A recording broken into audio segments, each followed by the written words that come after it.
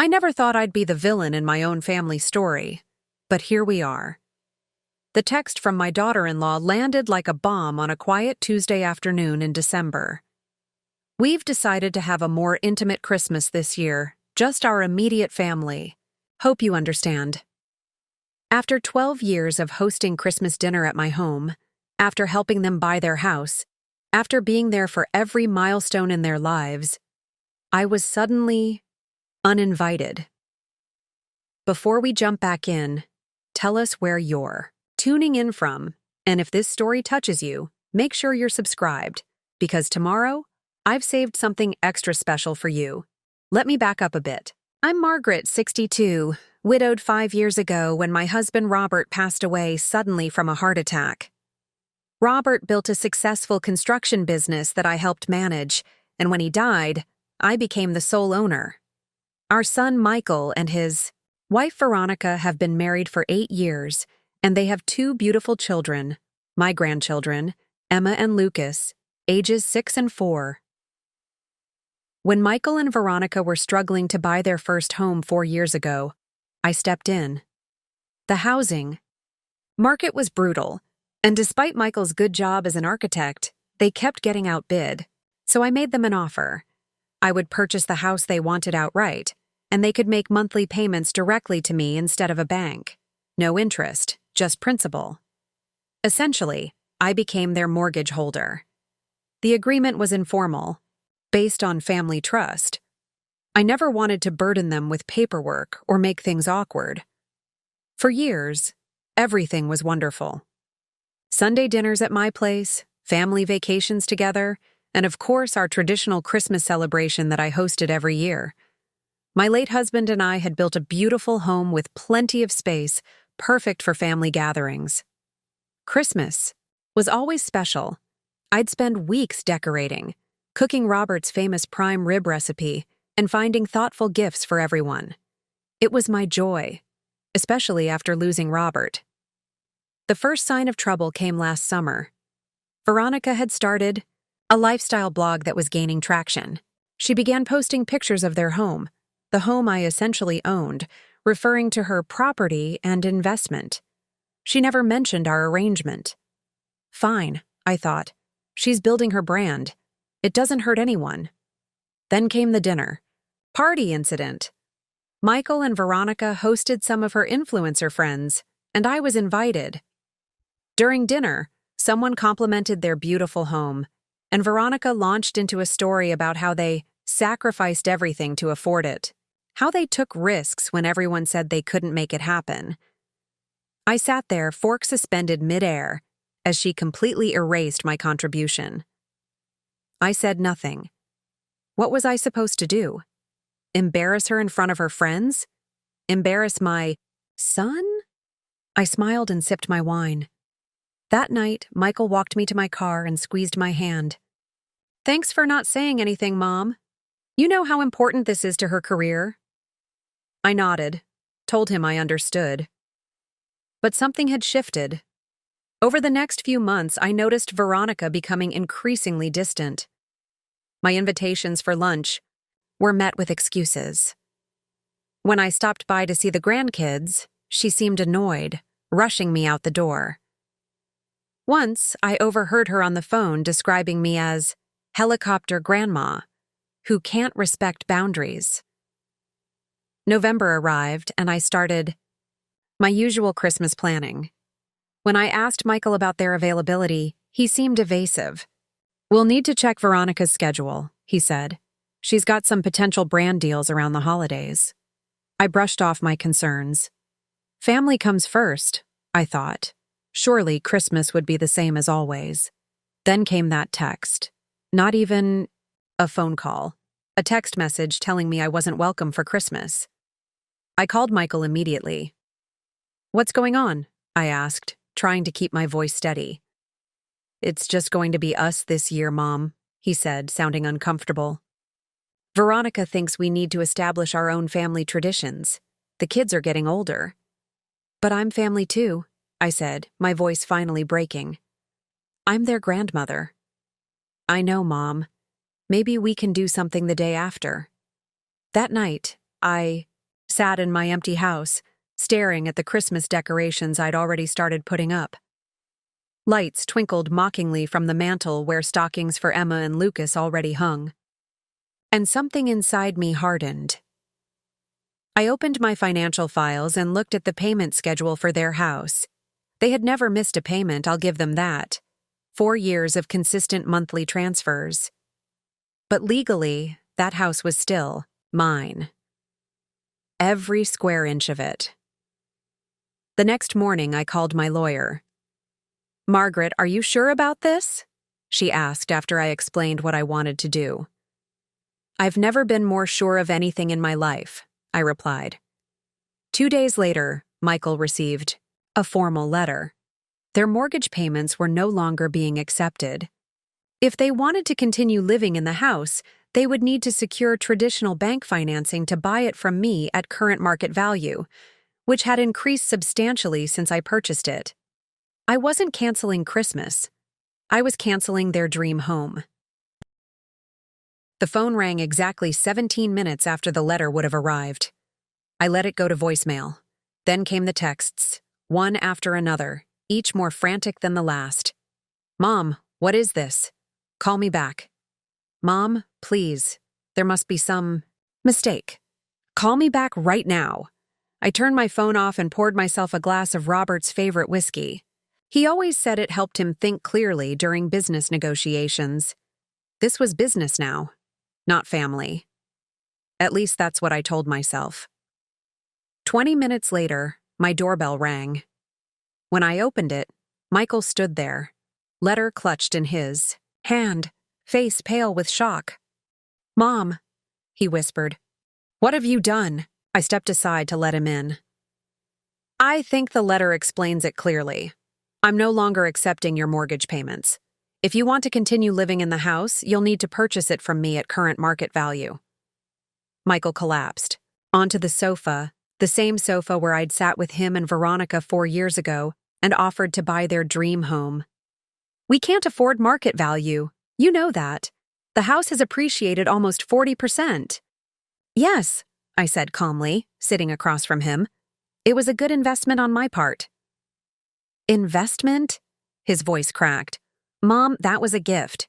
I said I would help you purchase a home. I didn't say I would give it to you."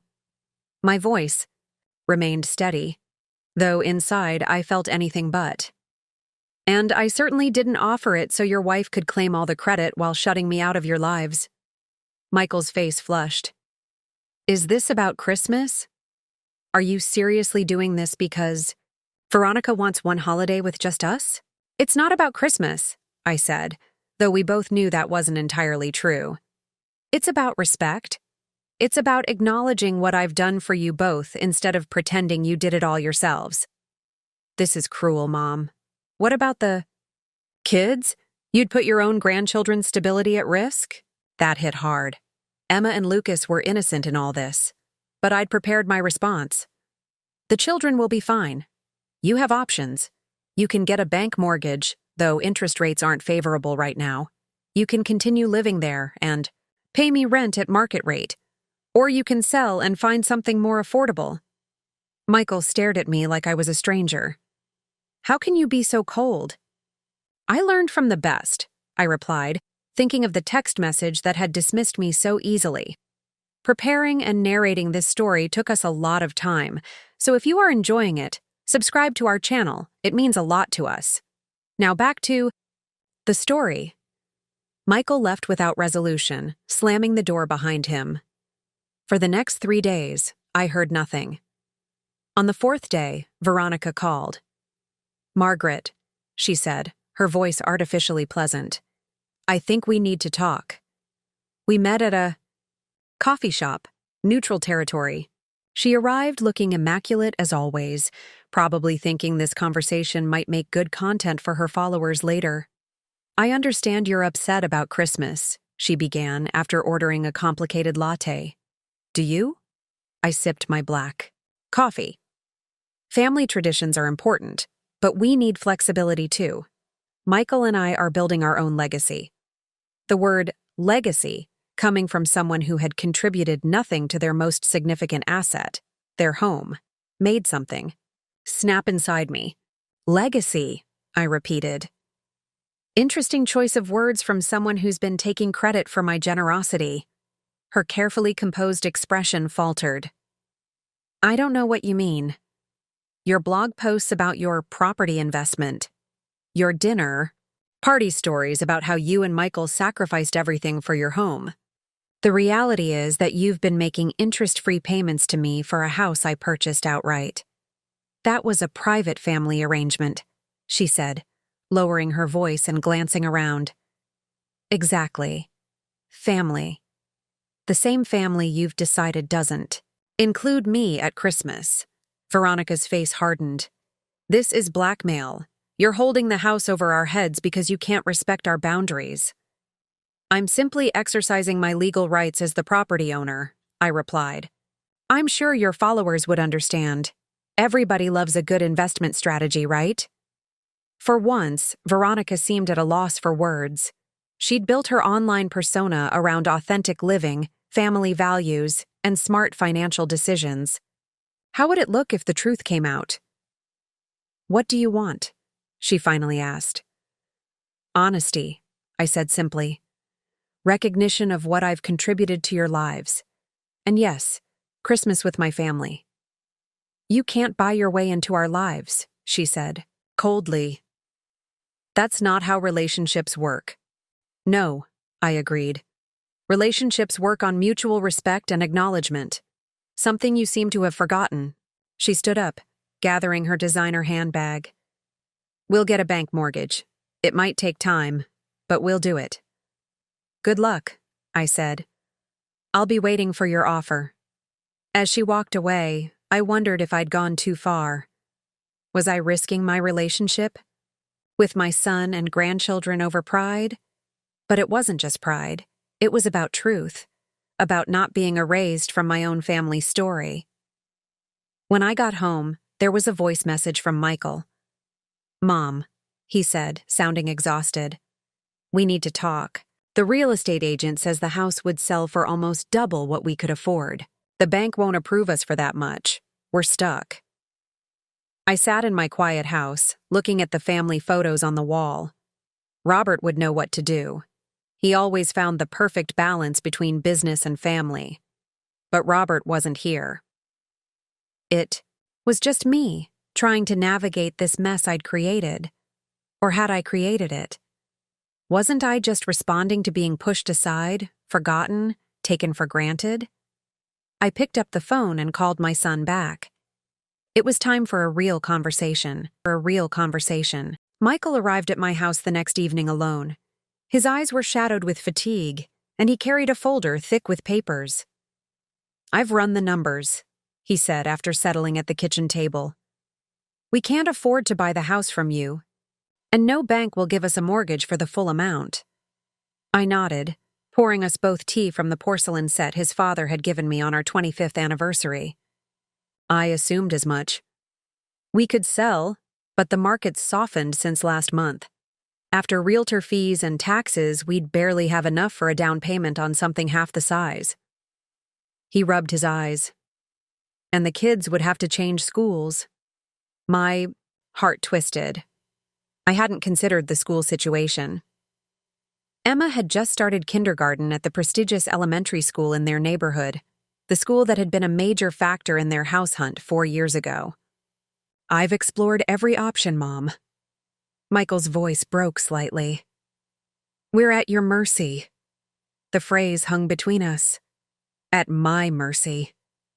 Was that what I wanted?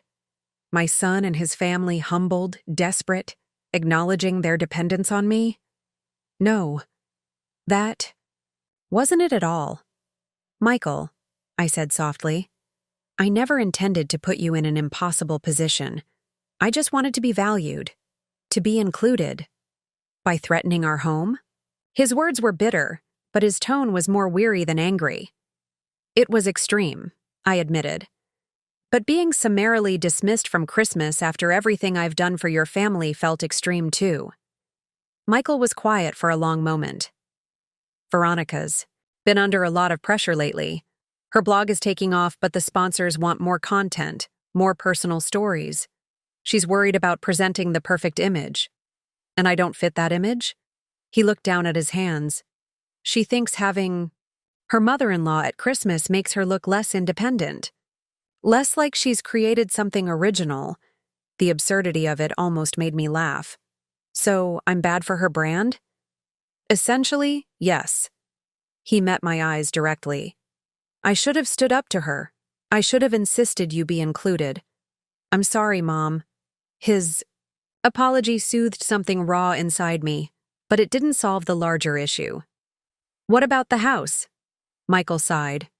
Veronica's furious. She thinks you violated our trust. And what do you think? I think... He hesitated. I think we've all made mistakes. Veronica shouldn't have excluded you or taken credit for what wasn't hers. I shouldn't have allowed it. And maybe you shouldn't have used the house as leverage. Was right, of course. We'd all behaved poorly. I miss your father, I said suddenly. He always knew how to resolve family conflicts without anyone feeling diminished. Michael's expression softened. I miss him too. We sat in silence, the ghost of Robert almost tangible between us. What would he advise in this situation? How would he balance justice with mercy, principle with love? Here's what I propose, I finally said. I'll reinstate our original arrangement with 2 modifications. First, I want a formal contract. Nothing elaborate, just something that clearly establishes my ownership until the house is paid off. Michael nodded cautiously. That's reasonable. And the second? Honesty. No more stories about how you and Veronica managed everything on your own. No more erasing my contribution. Veronica won't like that, he said. Her followers think they're this self-made success story. They can still be a success story, I countered. Just an accurate one. Many young families get help from parents. There's no shame in it. Michael considered this. I'll talk to her. But Mom, what about Christmas? I smiled sadly. I won't force my way into your celebration. That wouldn't be good for anyone. But I would like to see the children, even if it's just for a few hours on Christmas Eve. The relief on his face was evident. We can definitely do that. And maybe we could start a new tradition. Christmas Eve at your house, Christmas Day at ours. It wasn't everything I'd hoped for, but it was a compromise I could live with. I'd like that. Michael reached across the table and squeezed my hand. I'm grateful, Mom, for the house, for everything. I don't say it enough. I know, sweetheart. After he left, I called my lawyer and asked her to draw up a simple contract formalizing our housing arrangement. Then I pulled out the Christmas decorations. I'd packed away and began setting them up again. My house wouldn't be empty for the holidays after all. The next week, Michael brought the children over to help decorate. Emma carefully arranged the nativity scene while Lucas strung popcorn garlands with more enthusiasm than skill. Veronica didn't come. She had a content creation session scheduled. But her absence felt less pointed now, more a practical matter than a rejection. As Christmas approached, I received an unexpected package. Inside was a framed photo of Michael, Veronica, and the children, taken in front of their home. The accompanying note read, "To my mother-in-law, whose generosity made our home possible. With gratitude, Veronica." It wasn't a full reconciliation, but it was a start. A recognition that family relationships, like houses, require investment, maintenance, and occasional renovation to remain strong. On Christmas Eve, when my grandchildren burst through the door bringing noise and light into my home, I knew I'd made the right decision. The house was just a structure. This, the laughter, the love, the connections, this was what truly mattered. And as Emma proudly handed me a handmade ornament for my tree, I silently thanked Robert for teaching me that sometimes the most valuable asset isn't the one with the highest market price, but the one that brings the most joy, the one that brings Christmas Eve exceeded my expectations. The children's excitement filled my home with the joy it had been missing since Robert's passing. We baked sugar cookies from his mother's recipe, sang carols around the piano he'd insisted on buying despite neither of us playing, and read "'Twas the Night Before Christmas" by the fireplace. When Michael arrived to pick up the children, his expression was lighter than I'd seen in weeks. He accepted a cup of mulled cider and sat beside me while Emma and Lucas showed him their handiwork, paper chains and painted ornaments that now adorned my tree. "Veronica's sorry she couldn't make it," he said, though we both knew that wasn't entirely true. "There's always next year," I replied, choosing grace over grievance. As they prepared to leave, Emma tugged at my sleeve. "Grandma, are you coming to our house tomorrow for presents?" My heart constricted. Michael looked panicked, caught between his daughter's innocent question and the arrangement we'd made. "Not tomorrow, sweetheart," I said, smoothing her hair. "Tomorrow is special time with your mommy and daddy. But I'll see you the day after for another celebration." Emma frowned. "But who's going to make the special Christmas eggs? Daddy always burns them." Michael laughed nervously. "I'm getting better." "Your daddy will figure it out," I assured her. Though the mention of special Christmas eggs, Robert's recipe with cream cheese and fresh herbs, sent a pang through me. Some traditions lived on even when I didn't. After they left, the silence of my home felt different, not empty, but peaceful. I'd made my point without destroying what mattered most. The contract from my lawyer arrived the day after Christmas. It was straightforward. I maintained ownership until they completed payment of the principal, with clear terms about what would happen if payments stopped. No interest, no penalties, just clarity and protection for all involved. When I brought it to Michael and Veronica's home, I was surprised to find Veronica waiting for me at the kitchen table. The children were occupied in the playroom, their new toys spread across the floor. "Michael's at the hardware store," she explained, gesturing for me to sit. The garbage disposal broke, some kind of Christmas miracle. The attempt at humor felt like an olive branch. "I've brought the contract," I said, placing the folder on the table between us. Veronica nodded, not opening it immediately. "I owe you an apology, Margaret." The directness surprised me. In 4 years of knowing her, Veronica had never apologized to me for anything. "I've been difficult," she continued when I didn't immediately respond. "Not just about Christmas, but about everything. The house, your place in our lives." I watched her carefully, trying to gauge her sincerity. "Why is that, Veronica?" She glanced toward the playroom, ensuring the children weren't within earshot. "My parents never helped me with anything. College, first apartment, nothing. They believed in building character through struggle." Her fingers traced patterns on the table's surface. "When you bought this house for us, I felt diminished somehow, like I hadn't earned it." "So you erased my contribution to protect your ego?" She winced at my bluntness but nodded. "It sounds terrible when you put it that way, but yes, I wanted to believe we'd done it ourselves." "And Christmas?"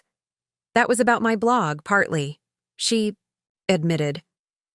"But also about proving I could create a perfect family holiday without help. Without comparison." "Comparison? To you," she said softly. "Michael talks about your Christmas traditions like they're sacred. The special recipes, the decorations, everything perfect. I wanted to establish our own perfect Christmas, not live in the shadow of yours."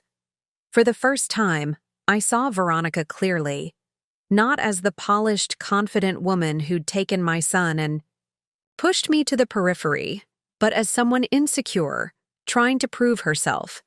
Someone not entirely unlike me at her age. "Perfect is overrated," I told her. "Robert and I argued every Christmas morning for 30 years.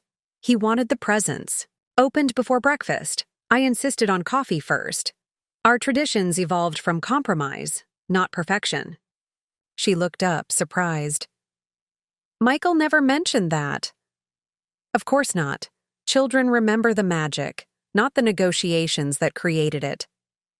We shared a smile, small, tentative, but real. I'd like to sign the contract, she said, opening the folder. And I'd like to discuss how we handle holidays going forward. Not just Christmas, but all of them, finding a balance. When Michael returned, sweaty and triumphant from his plumbing victory, he found his wife and mother discussing a rotating holiday schedule that would honor everyone's needs. The tension that had hung between us for months had not disappeared entirely, but it had transformed into something workable, something with potential for growth. Later that night, alone in my bedroom, I opened my laptop and found Veronica's latest blog post. The title made me catch my breath. The Gift of Family Support: How Generational Help Makes Dreams Possible. The post included a photo of our 3 generations, me, Michael, and Veronica, and the children, standing in front of their home. The caption acknowledged, "My amazing mother-in-law who helped make our home ownership possible during a challenging market." It wasn't everything, but it was honest. It was a beginning. I closed the laptop and looked at the photograph on my nightstand. Robert. On our 30th anniversary, laughing as I smeared cake frosting on his nose. "You'd be proud," I whispered to him. I didn't burn it all down after all.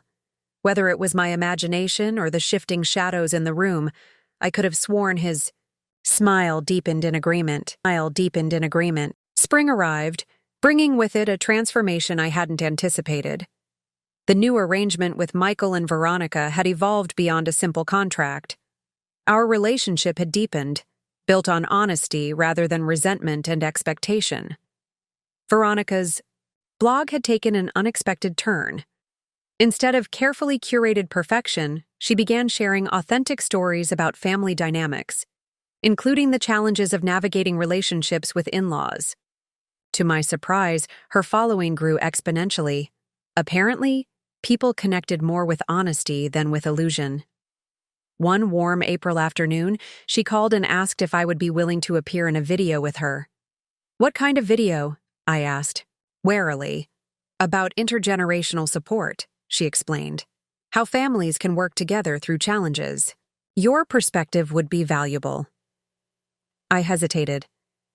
"You want me to talk about the house situation? About canceling your mortgage payments?" "Yes," she said simply. "It's a powerful story about communication, boundaries, and resolution.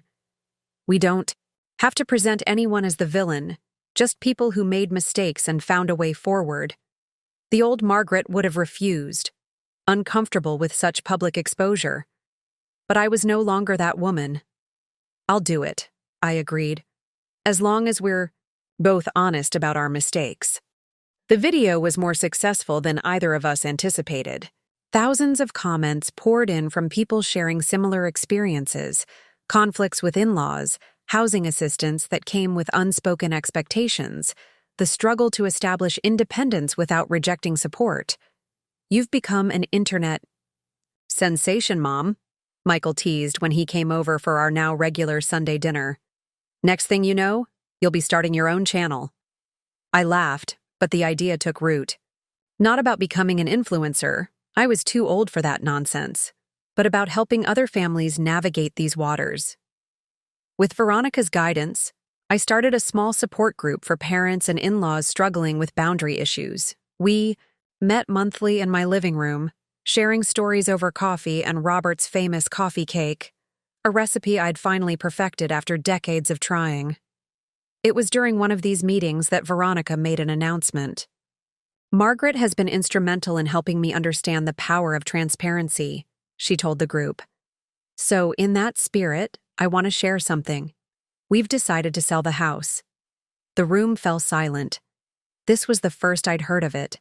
"Not because of any conflict," she quickly clarified, seeing my expression, "but because we've outgrown it.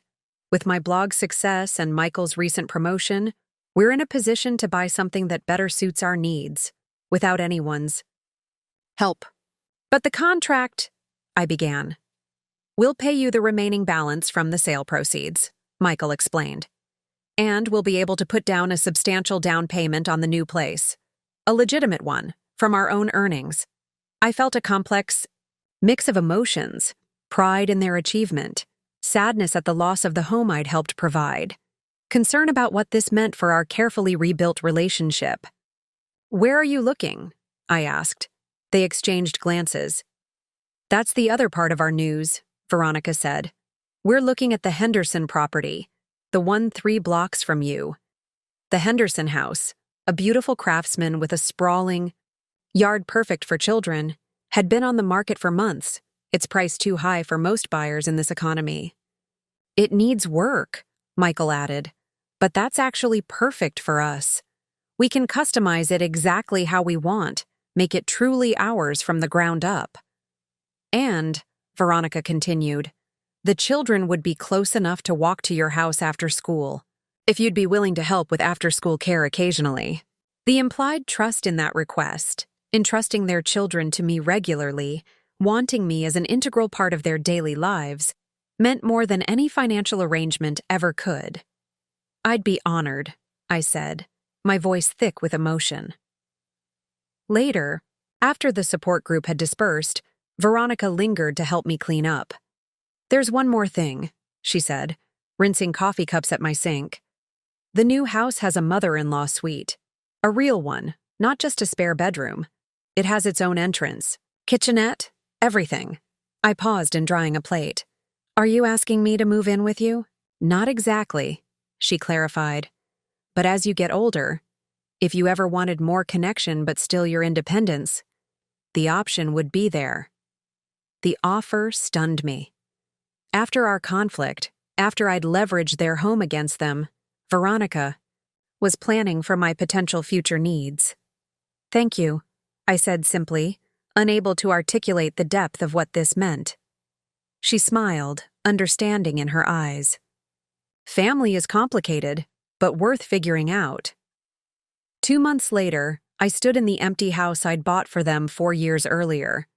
The closing had gone smoothly, providing them with enough equity to make a substantial down payment on their new home. Their mortgage, a real one, from a bank, was approved without issue. As I walked through the vacant rooms, I thought about what this house had represented. My attempt to help my son, my leverage when I felt excluded, and ultimately, the catalyst for a more honest relationship with my daughter-in-law. Michael found me in what had been Emma's bedroom, running my hand along the growth chart marked on the wall. "We can have the painters cover that," he said quietly. "No," I replied. "Leave it. Let the new family add their own marks above it. There's something beautiful about a house that holds generations of growth." He nodded, understanding what I meant beyond the physical markings. As we locked up for the final time, he asked, "Any regrets? About how everything unfolded?" I considered the question carefully. "I regret using the house as a weapon when I felt hurt, but I don't regret the conversation it ultimately forced us to have." "Neither do I," he said, placing an arm around my shoulders as we walked to our cars. "See you Sunday for dinner? Veronica's trying out Robert's prime rib recipe." "Wouldn't miss it," I promised. Driving away, I realized that what had begun as my revenge for exclusion had transformed into something I couldn't have anticipated. A family bound not by obligation or fear of consequences, but by choice, honesty, and mutual respect. Sometimes losing a house gains you a home. Up next, you've got 2 more standout stories right on your screen. If this one hit the mark, you won't want to pass these up. Just click and check them out, and don't forget to subscribe. And turn on the notification bell so you don't miss any upload from us. 1 year after our Christmas standoff, life had settled into a new rhythm.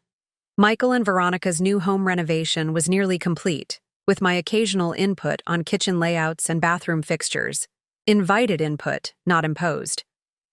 Their old house had sold to a young couple expecting their first child, continuing the cycle of family beginnings.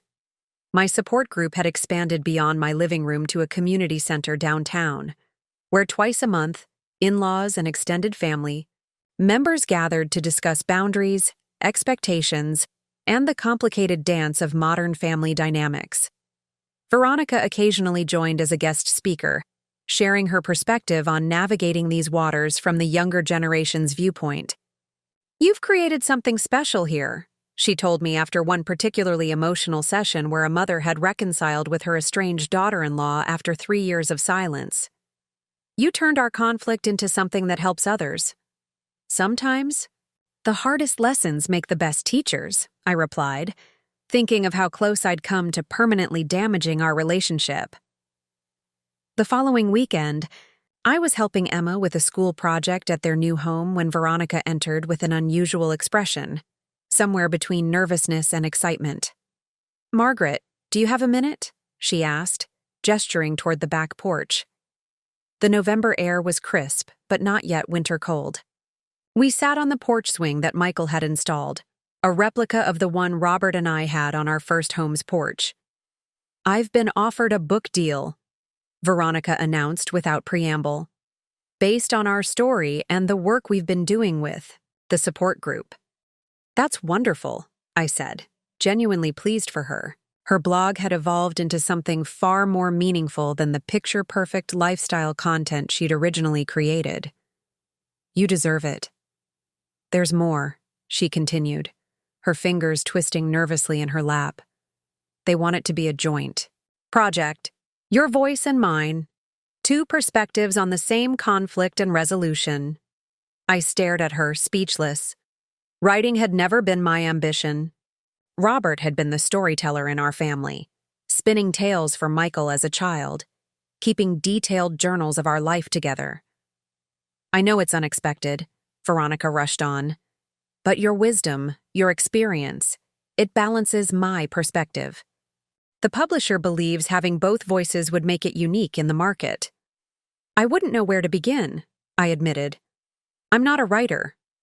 "Neither was I until I started my blog," she reminded me. "We'd work with an editor, and—" She hesitated. "We could use some of Robert's journals if you're comfortable with that." Michael mentioned how beautifully he wrote about family dynamics. The mention of Robert's journals, leather-bound books filled with his observations and reflections that I'd kept carefully preserved since his death, caught me off guard. "You've discussed this with Michael?" She nodded.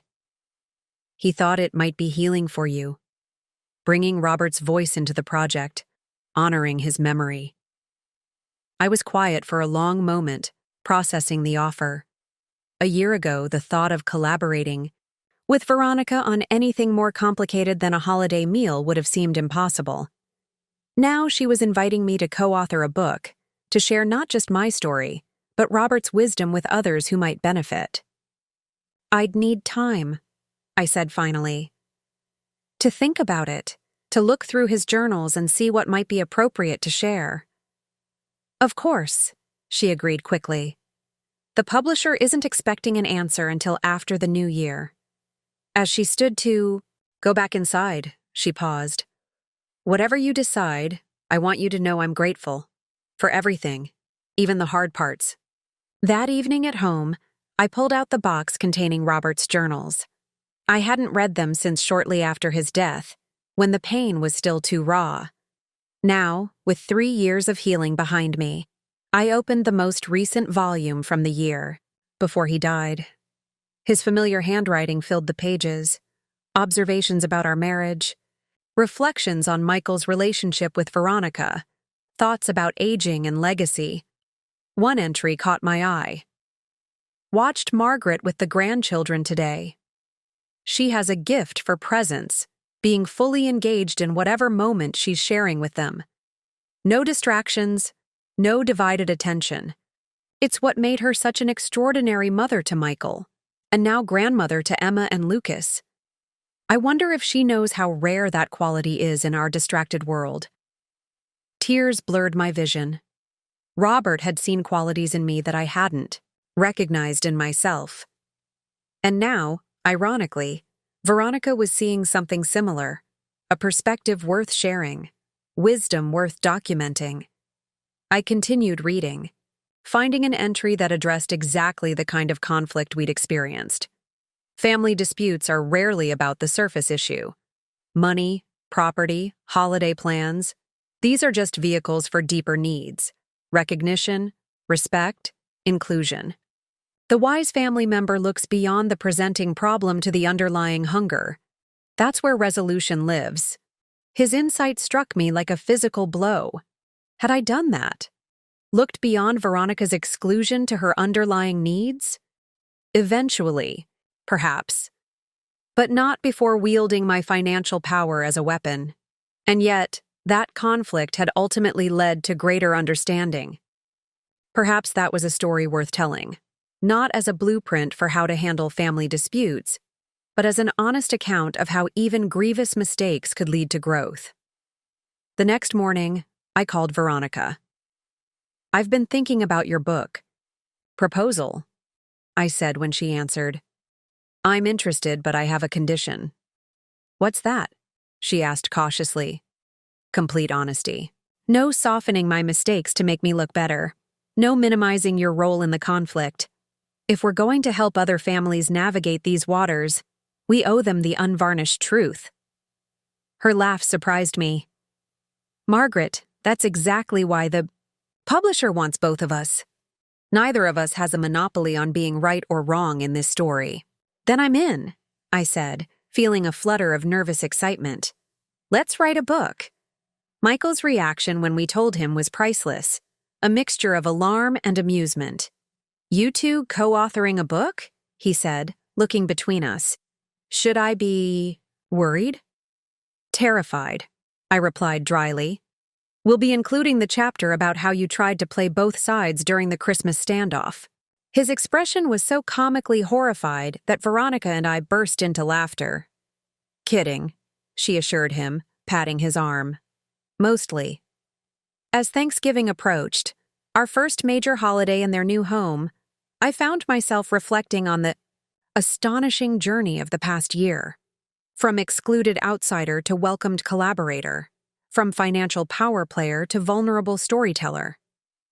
Perhaps that was Robert's greatest legacy. Not the construction business he'd built, not even the financial security he'd left me, but the wisdom captured in his journals. Wisdom that might now help other families avoid the pitfalls we'd stumbled into, or find their way back from similar conflicts. When I arrived at their home for Thanksgiving dinner, carrying Robert's famous cranberry relish and my grandmother's silver serving spoons, the door was opened not by Michael or Veronica, but by Emma. "Grandma!" she exclaimed, pulling me inside. "Mom said I could show you my room first before dinner.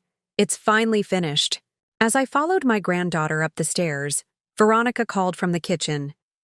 "The contractor finished the bookshelves yesterday. Wait until you see what we've done with them." Emma's room was charming. Pale yellow walls, a window seat overlooking the backyard, and built-in bookshelves flanking her bed. But what caught my eye were the framed photos arranged carefully on the middle shelf. Emma as a baby in my arms, Michael as a child with Robert, 4 generations of women from Veronica's family at a reunion, and in the center, a photo I'd never seen before, Robert holding newborn Emma, his expression one of pure adoration. "Mom found it when we were packing," Emma explained, following my gaze. "She said it should be where I can see it every day, so I remember Grandpa Robert even though he's in heaven."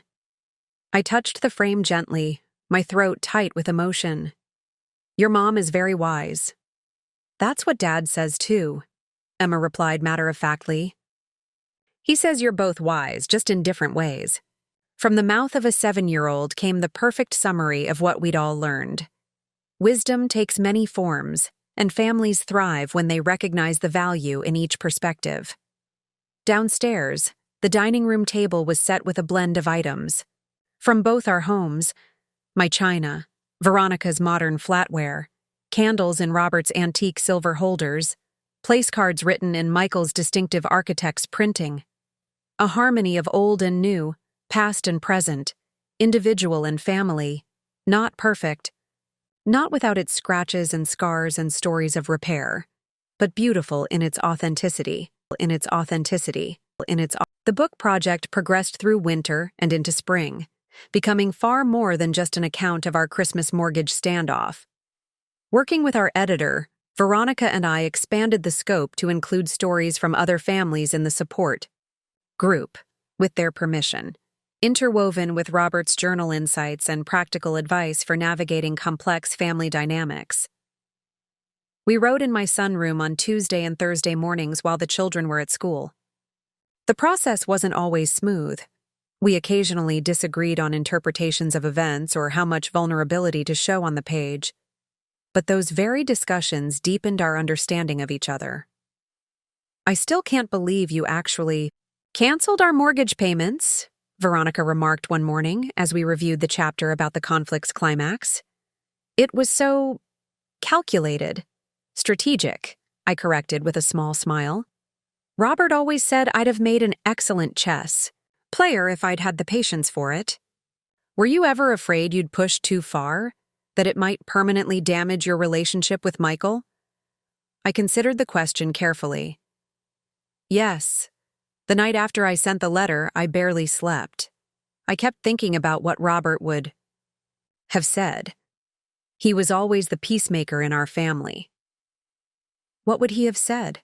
she asked, genuinely curious. "Probably that I was right about the principle but wrong about the approach," I admitted.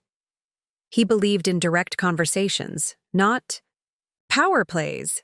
But he never had to deal with being excluded from Christmas by his daughter-in-law.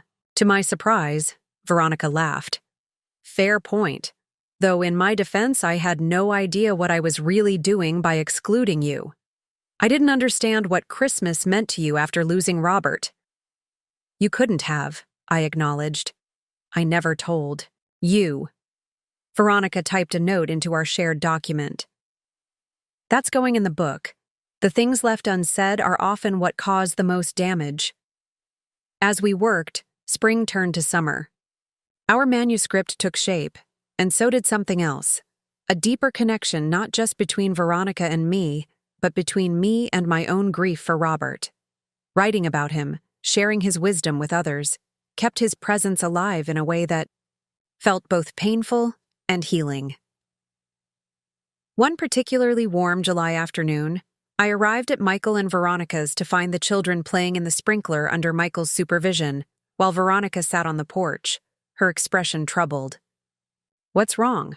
I asked, settling beside her. She handed me her phone.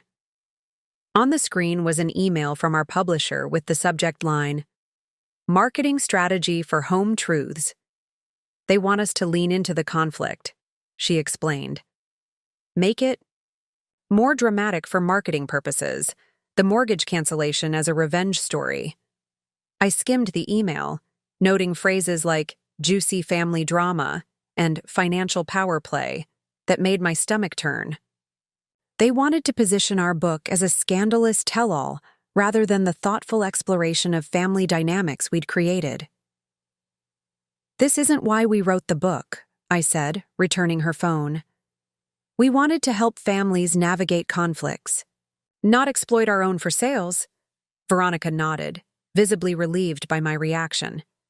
"That's exactly how I feel, but they're claiming it won't sell as well without the drama angle." "Then perhaps it sells fewer copies," I replied firmly. "I'd rather reach the right readers than more readers under false pretenses." "I was hoping you'd say that." She stood, suddenly energized. "I'll call them tomorrow. We'll push back together." The publisher wasn't pleased with our stance, but with both of us presenting a united front, they eventually conceded. The marketing would focus on healing family rifts rather than creating them, exactly what we'd intended from the beginning. As summer waned and fall approached, our manuscript entered the final editing phase. Advance copies would be ready by November, with the official publication date set for the following spring. "Just in time for next Christmas," our editor noted in an email. "Perfect timing for gift-giving in complicated families." The irony wasn't lost on me. One crisp October evening, Michael called with unexpected news. "Mom, I need your advice," he began, his voice tight with controlled excitement. I've been offered a partnership in my firm. That's wonderful, I exclaimed. You've worked so hard for this. There's a catch, he continued. It would involve relocating to their Chicago office for at least 2 years. My heart sank. Chicago was a 9-hour drive away. No more impromptu dinners, no more after-school visits with the grandchildren, no more writing sessions in my sunroom. It's an incredible opportunity, I said carefully, but a big change for all of you. That's why I'm calling, Michael explained. Before we make any decisions, we wanted to discuss it with you, as a family. The phrase "as a family" struck me deeply. How far we'd come from the days when decisions were made without considering my place in their lives. Veronica suggested we all meet for dinner tomorrow night, he continued. She said, and I quote, "This affects all of us, including your mother, so we decide together." That night, I pulled out Robert's journals again, seeking his wisdom on change and distance.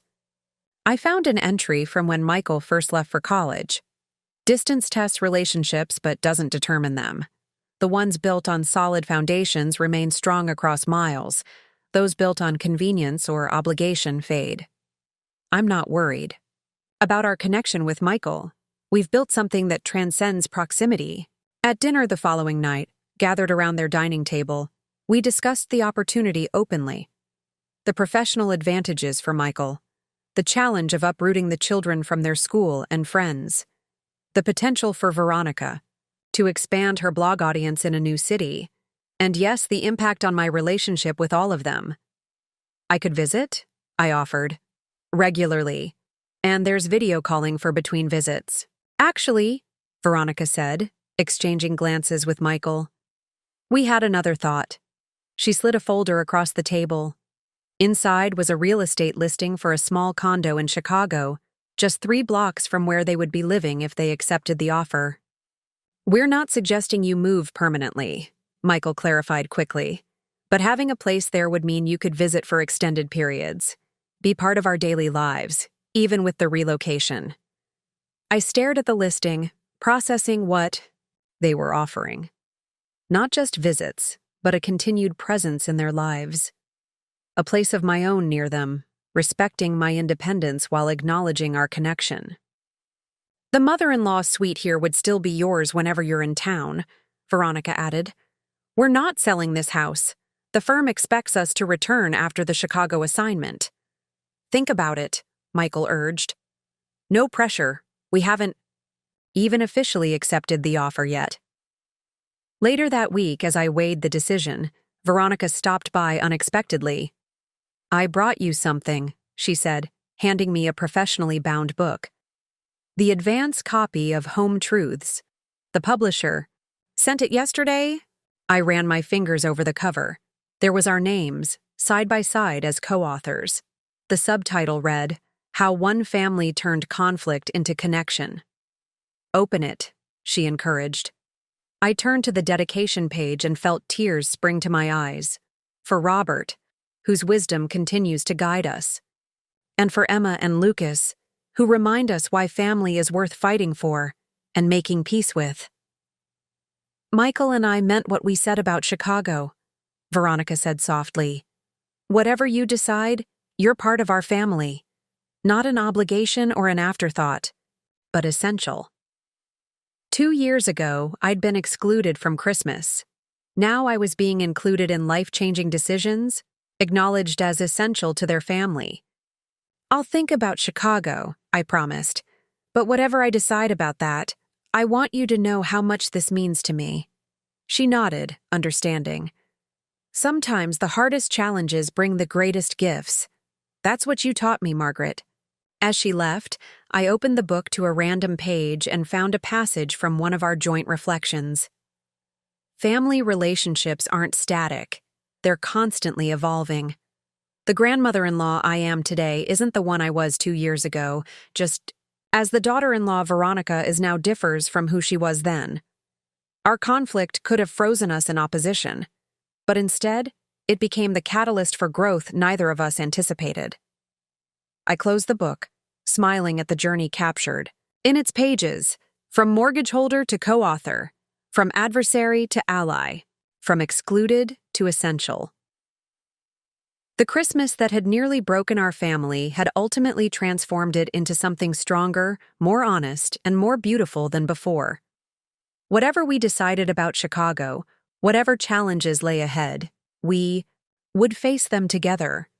Not as perfect people, but as a family that had learned how to weather storms and emerge stronger for having faced them. And that, I realized, was Robert's true legacy. Not the business or the journals or even the wisdom they contained, but the reminder that families, like houses, require maintenance, renovation, and sometimes complete rebuilding. But with the right foundation, they can withstand almost anything. Almost anything. Almost any. The decision about Chicago lingered through autumn. Michael's firm wanted an answer by Thanksgiving, giving us limited time to sort through the implications. I spent hours researching the neighborhood where the condo was located, looking at nearby amenities, transportation options, and the overall community feel. It was during one of these research sessions that I found myself staring at a photo of Robert on my desk. Something about his expression, a slight raised eyebrow, the hint of a challenging smile, seemed to ask, "What are you afraid of, Margaret?" Fear. That was it, wasn't it? Not fear of moving temporarily to Chicago, but fear of this new dynamic with Veronica and Michael. Fear that it was somehow too good to be true, that the harmony we'd achieved was fragile, that proximity might once again become a source of tension rather than joy. The next morning, I invited them both to my house for coffee while the children were at school. When they arrived, I had 3 mugs waiting and Robert's favorite coffee cake sliced on a plate. "I've been thinking about Chicago," I began once we were settled in the living room. Michael and Veronica exchanged glances, clearly bracing themselves for my decision. "The condo you found is lovely," I continued. "But I'm not sure about buying a place for what might be a temporary arrangement." Their faces fell slightly, though they tried to hide their disappointment. "That makes sense," Michael said quickly. "It's a big commitment for a 2-year period." "Which is why," I said, pulling a folder from beside my chair, "I've been looking at rental options instead." Veronica's eyes widened as I opened the folder to reveal a lease agreement. "I signed it yesterday," I explained. 6 months to start, renewable for up to 3 years. It's a furnished unit in a building with good security, just 4 blocks from where you'd be living. "You're coming to Chicago?" Michael asked, his voice a mixture of surprise and delight. "For part of the time," I clarified. "I'll keep my house here, of course. The support group needs continuity, and I'm not ready to leave Robert's home permanently. But I'll spend perhaps half my time in Chicago, especially during the school year when the children would benefit from having me nearby." Veronica set her coffee mug down and moved to sit beside me on the sofa. "You don't have to do this, Margaret. We would understand if you wanted to stay here full-time." "I know," I replied, touching her hand briefly. "That's precisely why I want to do it, because it's a choice, not an obligation or expectation." The relief and joy on their faces confirmed I'd made the right decision. Not just for them, but for myself as well. At 62, I was still young enough for new adventures, new beginnings. Robert would have approved. "There's one more thing," I added, retrieving another document from my folder. "I've been speaking with a literary agent about turning the support group into a nonprofit organization. If we're going to be splitting time between 2 cities, I'd like to ensure the work continues here, even when I'm away." "A nonprofit?" Michael asked, clearly intrigued. "Resources for extended families navigating complex relationships," I explained. "The book is just the beginning. There could be workshops, online resources, specialized counseling referrals." "That's brilliant," Veronica said, scanning the proposal I'd handed her. "The agent thinks there's grant funding available?" I nodded. Apparently, there's growing recognition of the need for these services. Modern families are increasingly complex. Step relations, in-laws, multi-generational households. The conflicts we've worked through are hardly unique. You'd be returning to work, Michael observed. Running an organization. Co-running, I corrected. I've asked Patricia from the support group if she'd be interested in partnering with me. She has a background in nonprofit management that would be invaluable. We spent the next hour discussing logistics, when they would move, how we would coordinate my time between cities, what the nonprofit might look like. The conversation flowed easily, full of mutual respect and genuine consideration for each other's needs and concerns. As they prepared to leave, Michael hugged me tightly. "Dad would be so proud of you," he whispered. "Building something new at this stage of life." "I think he'd be proud of all of us," I replied, "for finding our way back to each other." The Chicago move happened in January, a challenging time to relocate to the Midwest, with its biting winds and frequent snowstorms. I waited until February to make my first extended visit, giving them time to settle into their new home and routines. When I arrived at my rented condo, I found it already stocked with essentials: coffee, tea, basic groceries, fresh flowers on the dining table. On the refrigerator was a hand-drawn welcome sign from Emma and Lucas, alongside a magnetic weekly schedule showing school hours, activities, and grandma days already blocked out in red. That evening, as we gathered for dinner in their new home, the conversation turned to the upcoming release of our book.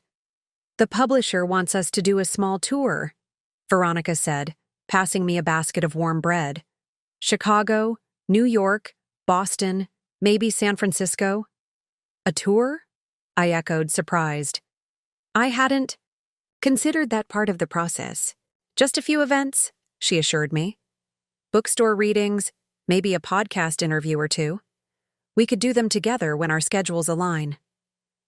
The thought of speaking publicly about our conflict and resolution made me nervous, but also strangely excited. If our story could help other families navigate similar waters, wasn't that worth stepping outside my comfort zone? "I'll consider it," I promised. "As long as I don't have to maintain a social media presence. One author in the family with an online following is plenty."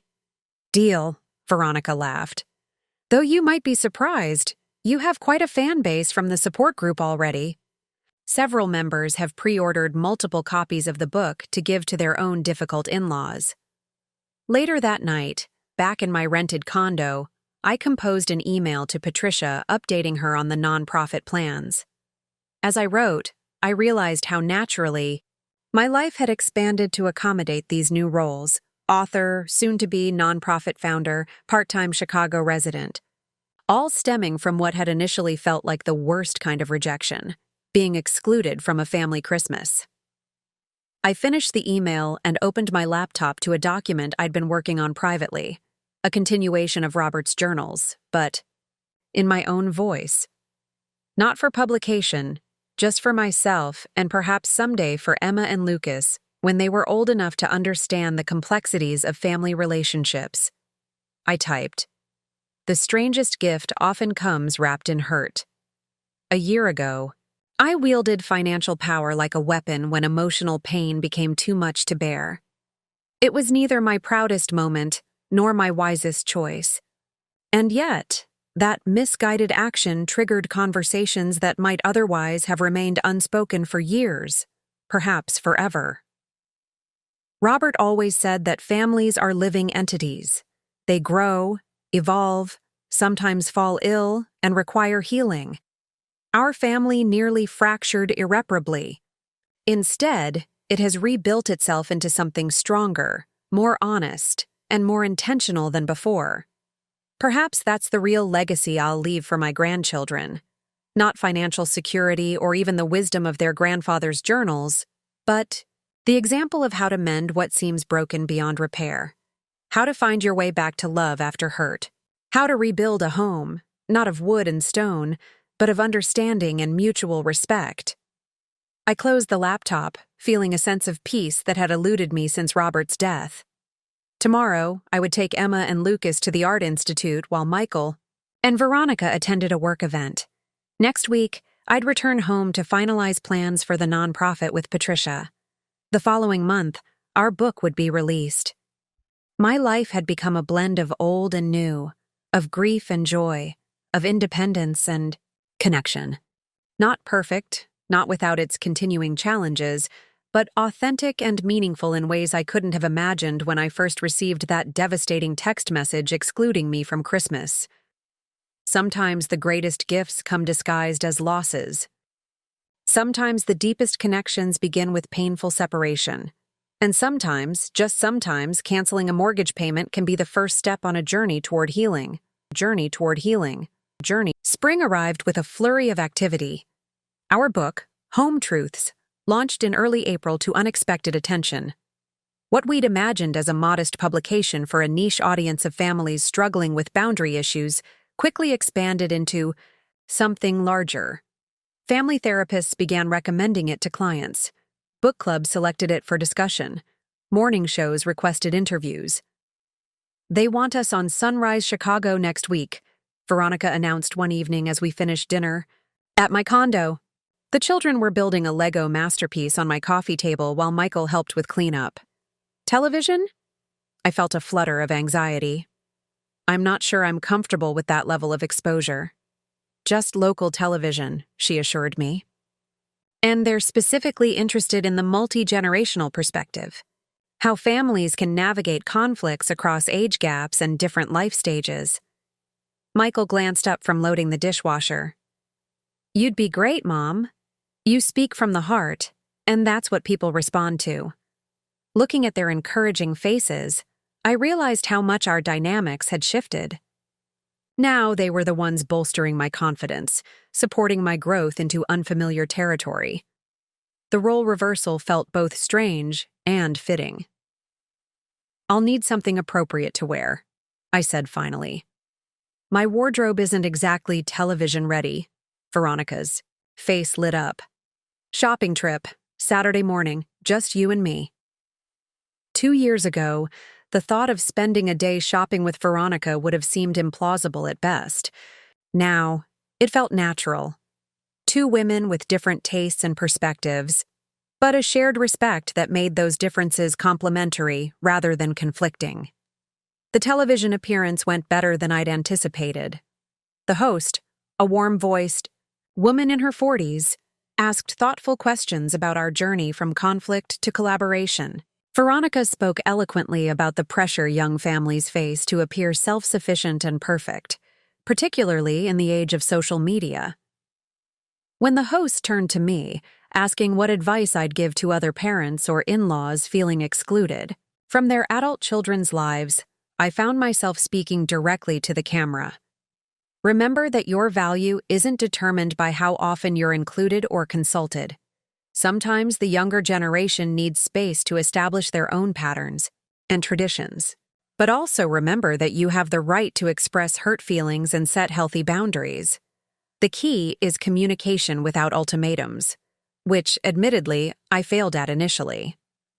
Though, to be fair, Veronica interjected with a smile, I didn't exactly open the door to that communication. The host seemed delighted with our candor. "That's refreshing. Co-authors who admit they both contributed to the problem. That's the whole point of our book," I explained. "Family conflicts rarely have a single villain. We all bring our insecurities, expectations, and communication styles to the table." After the segment aired, requests for interviews multiplied. We became selective, accepting only those that allowed us to share the genuine message of the book, rather than focusing on the sensational aspects of our conflict.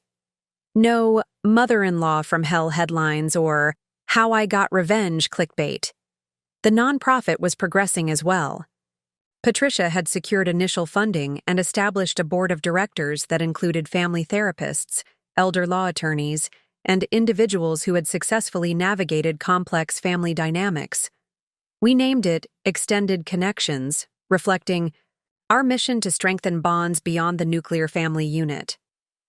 By early summer, I had settled into a rhythm between my 2 homes. 2 weeks in Chicago, 2 weeks back home, with flexibility built in for special occasions or the nonprofit's needs. The arrangement worked surprisingly well. giving me both the joy of regular involvement with my grandchildren and the independence I valued. One warm June evening, I was sitting on the small balcony of my Chicago condo, watching the sunset paint the city skyline in shades of gold and pink. My phone buzzed with a text from Veronica. "Can I stop by? Need your perspective on something." 20 minutes later, she arrived with a bottle of wine and 2 glasses. "The children are having a backyard campout with Michael," she explained, pouring, "for both of us." Complete with s'mores and ghost stories, I thought we deserved our own little indulgence. We settled on the balcony chairs, enjoying the evening breeze and city view. "So what's on your mind?" I asked, after we'd sipped in companionable silence for a few minutes. Veronica set her glass down carefully. "I've been approached about writing a second book, a follow-up, but more focused on blended and extended families, not just in-law relationships." "That sounds like a natural extension of our work," I observed. "Are you considering it?" "Yes, but—" She hesitated. "It would be solo this time. My perspective as someone in the middle generation, balancing relationships with parents, in-laws, and children simultaneously." I understood her hesitation. After our collaboration, moving forward alone might feel like a rejection. "You're worried about how I'll feel," I said gently. She nodded. "We've built something meaningful together. I don't want to risk what we've created by shifting to a solo project." I considered her concern, genuinely touched by her sensitivity. 2 years ago, Veronica wouldn't have given a second thought to how her decisions might affect me. Now she was crossing town on a summer evening specifically to discuss it. "I think it's a wonderful opportunity," I told her sincerely. "The middle generation perspective is unique. You're navigating waters I've already sailed through and others I never encountered. That deserves its own voice." Relief washed over her face. "You're sure? You wouldn't feel excluded?" I finished with a smile. "No, I've learned the difference between exclusion and natural boundaries. This is your professional journey, Veronica. You don't need my permission, but you have my full support." She reached across the small table between us and squeezed my hand. "Thank you. Your opinion matters to me." We finished our wine as the sky darkened and the city lights began to twinkle below us. Our conversation shifted to other topics. Emma's upcoming dance recital, Lucas's sudden interest in astronomy, the nonprofit's plans for a workshop series in the fall. As she prepared to leave, Veronica paused at the door. "Next Christmas will be our last in Chicago before we move back home. We'd like to start planning early, perhaps blend some of your traditions with ours. Would you help me with that?" The invitation, so different from the exclusionary text that had started our journey, brought a lump to my throat. "I'd be honored," I said. After she left, I returned to the balcony and looked up at the night sky, where a few persistent stars managed to shine through the city's light pollution. Somewhere up there, I like to think, Robert was watching our family's evolution with satisfaction. I recalled a conversation we'd had shortly before his death, during a period when Michael and Veronica had been particularly distant, consumed with their careers and young children. "They're finding their way," he'd said when I expressed hurt at another canceled Sunday dinner. "Every generation has to discover its own path. Our job is to be steadfast, available when needed, respectful of their journey when we're not." "Even when it hurts?" I'd asked. "Especially then," he'd replied. "That's when it matters most." I hadn't fully understood his wisdom then. Now, 2 years after the Christmas exclusion that had triggered such pain and such growth, I finally did. Being family wasn't about constant inclusion in every moment or decision. It was about creating connections resilient enough to weather periods of distance, misunderstandings, even hurtful actions. It was about the willingness to rebuild, to listen, to change. I took one last look at the city lights before heading inside. In the distance, I could just make out the silhouette of Michael and Veronica's building, where my grandchildren were likely giggling in a makeshift tent in the backyard, their father spinning stories in the glow of a lantern. Family. Not always. Perfect, not always easy, but always, always worth fighting for. And sometimes worth making peace for. 2. Up next, you've got 2 more standout stories right on your screen. If this one hit the mark, you won't want to pass these up. Just click and check them out. And don't forget to subscribe and turn on the notification bell so you don't miss any upload from us. The final Christmas in Chicago arrived with a perfect snowfall, just enough to create a picturesque landscape without disrupting travel plans. 2 years had passed since Michael's firm had relocated them, and they were scheduled to return home in February. My time had been split between cities, watching my grandchildren grow and helping build extended connections into a thriving nonprofit with chapters now in 3 states. Our book had exceeded all expectations, remaining on recommended reading lists for family counselors and selling steadily enough that the publisher had commissioned Veronica's follow-up. Her manuscript was nearing completion, with occasional input from me when she asked for the older generation's perspective. This Christmas would be different from all that had come before. We had planned it together, Veronica, Michael, and I, carefully, blending traditions to honor the past while celebrating our new understanding. The children helped me prepare Robert's special Christmas Eve soup in my condo kitchen, a tradition I hadn't shared with them before. Emma, now 8, carefully chopped vegetables under my supervision, while Lucas, 6, stirred the broth with solemn concentration. "Was this Grandpa Robert's favorite?" Lucas asked, his face serious as he maintained a perfect stirring rhythm. "One of them," I replied, handing Emma another carrot. "He said it tasted like his childhood. His mother made it every Christmas Eve." "So this soup is really old," Emma observed. "Like generations old," I laughed. "Yes, I suppose it is. Though I've adjusted it over the years. Your grandfather liked it spicier than his mother made it." "Can I add something?" Lucas asked eagerly. "So it can have a piece of me in it too?" The question caught me off guard. This innocent desire to be part of a legacy that preceded him. "What would you like to add?" I asked. He considered this with the gravity only a 6-year-old can muster. "Stars," he decided finally. "Pasta stars, because Christmas has stars." "Stars it is," I agreed, retrieving the small star-shaped pasta I'd coincidentally purchased for another recipe. An excellent addition to the tradition. When the soup was complete, I packed it carefully for transport to their home, where I would share Christmas Eve dinner before attending a candlelight service at a nearby church. Another tradition from my childhood that Michael remembered fondly. Their home was transformed when we arrived, decorated with an artful blend of items from both our families. The nativity scene that had been Robert's mother's held a place of honor on the mantel. Beside it stood the clay angels Emma and Lucas had made in school. Garlands of evergreen intertwined with twinkling lights draped the staircase, reminiscent of how I'd decorated our home when Michael was small. But there were new elements, too. Veronica's collection of glass snowflakes hanging in the front window, catching and refracting the late afternoon light. A modern wreath of silver and blue adorning the front door. Christmas music playing from hidden speakers, creating atmosphere without dominating conversation. "What do you think?" Veronica asked as she took my coat. "Too much? Not enough?" "It's perfect," I said honestly. "A beautiful blend."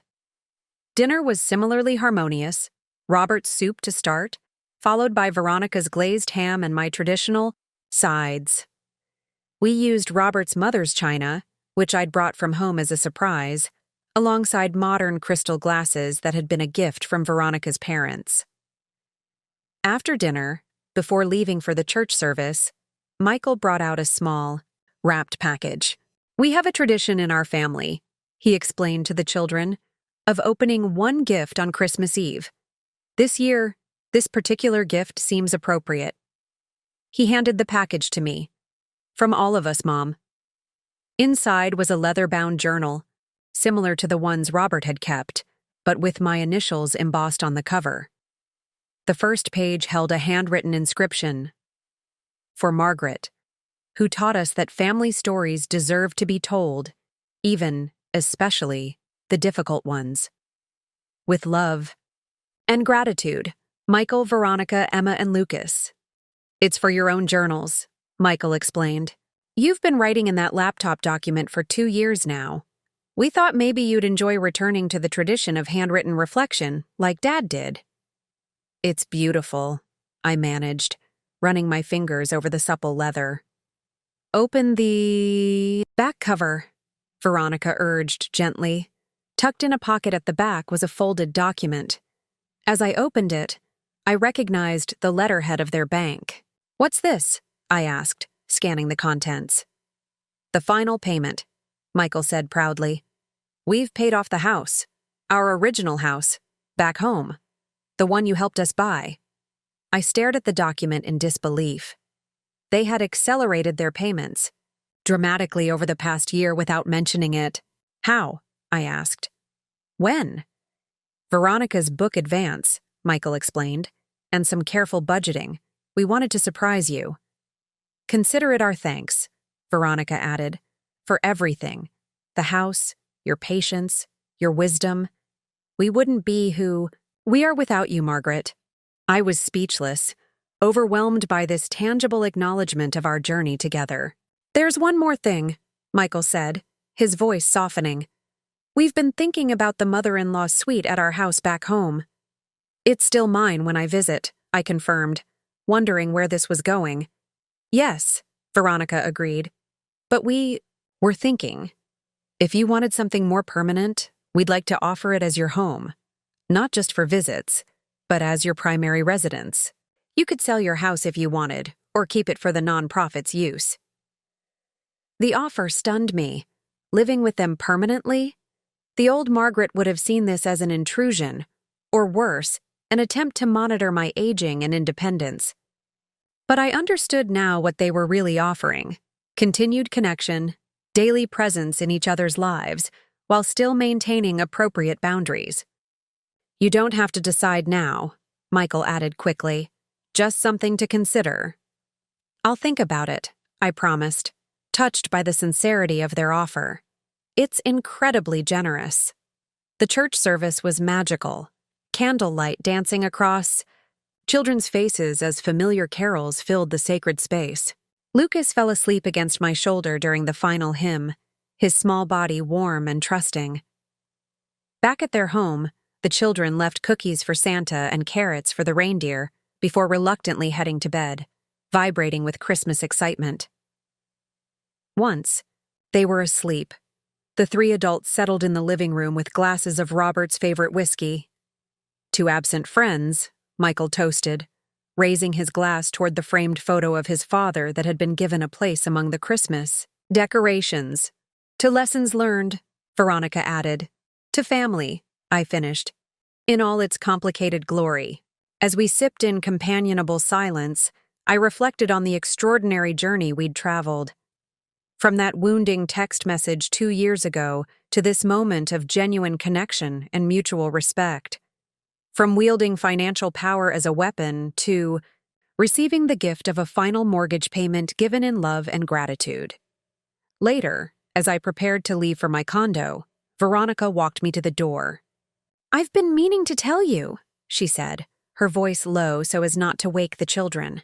"I found my old text messages the other day, the one where I uninvited you from Christmas. I almost couldn't believe I'd written something so callous." "We've come a long way," I acknowledged. "What would you have told yourself then if you could go back?" she asked. "Knowing what you know now?" I considered the question carefully. I'd tell myself that the pain was real, but temporary. That what seemed like rejection was actually an opportunity for honest conversation. That sometimes relationships need to break apart before they can be rebuilt stronger.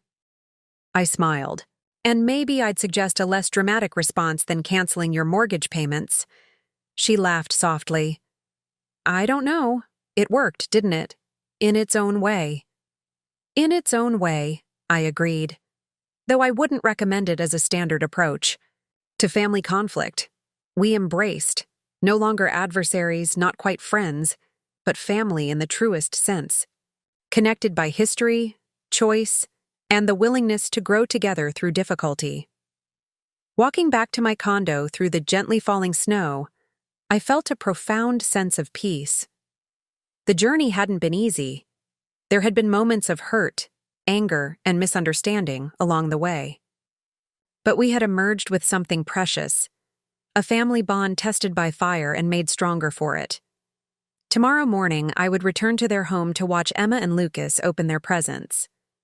We would share breakfast using Robert's special egg recipe, which Michael had finally mastered. We would FaceTime with Veronica's parents, honoring their place in our extended family circle. And next Christmas, back in our hometown, we would continue building our blended traditions, incorporating what we'd learned about respect, communication, and the delicate balance of independence and connection. The mortgage was paid. The lesson was learned. The family was whole. And I, Margaret, once excluded, once wounded, once vengeful, had found my place in a story larger than myself, a story of reconciliation, growth, and the enduring power of family love.